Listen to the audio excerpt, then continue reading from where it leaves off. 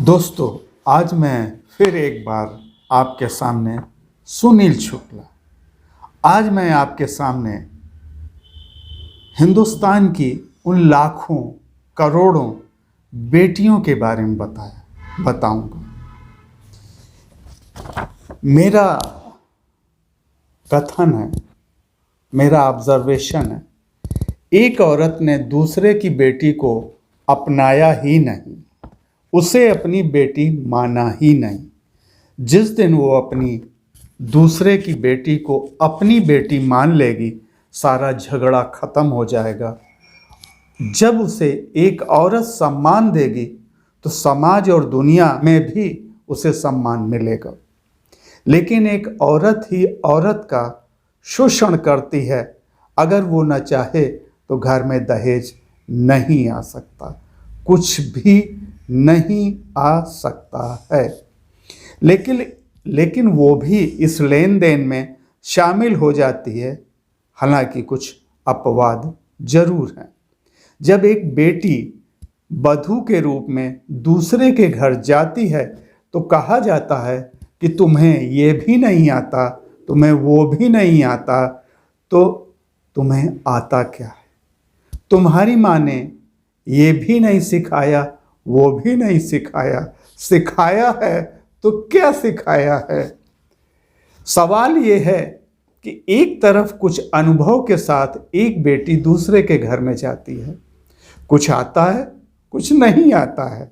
केवल अपने कुछ रोमानी सपनों के साथ एक अजनबी वातावरण में प्रवेश करती है, तो दूसरी तरफ कुछ नहीं तो 30 से 40 साल का अनुभव, खाना बनाने का अनुभव या फिर रोटी बेलने का अनुभव। ये तो बेईमानी है, बहुत बेईमानी है। किसी नौकरी में भी कम से कम 6 महीने से लेकर 1 साल तक का ट्रेनिंग का समय अवश्य दिया जाता है। तो ये टाइम, ये समय, ये वक्त उस बेटी को भी सीखने और वातावरण में ढलने का मौका देना चाहिए, तभी बात बनेगी। साथ में वजीफा भी मिले। साल भर बाद उससे पूछा जाना चाहिए कि तुमने क्या सीखा।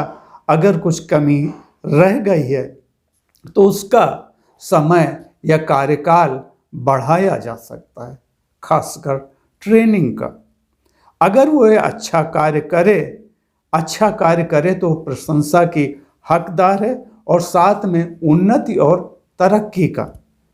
यही बेटी दूसरे घर में एक अच्छी माँ साबित होगी और घर हर तरफ से तरक्की करेगा। वही दूसरे की बेटी एक अच्छा समाज और सक्षम राष्ट्र का निर्माण करेगी, बशर्ते हम दूसरे की बेटी को वही हक और सम्मान दें जो हम अपनी बेटी को देते हैं। दोस्तों, अगर हम ये बात सोचें कि मेरी बेटी दूसरे के घर में जाएगी और दूसरे की बेटी मेरे घर में आएगी, तो हम उसे वही सम्मान दें जो हम अपनी बेटी को देते हैं। अगर हम ये देंगे, मनसा वाचा कर्मणा, इसे हम आत्मसात करेंगे, तो निश्चय ही ये बात बनेगी और एक अच्छे घर ही नहीं, एक अच्छे समाज का, अच्छे देश का निर्माण होगा। इन शब्दों के साथ मैं सुनील शुक्ला अपनी बात को विराम देता हूँ।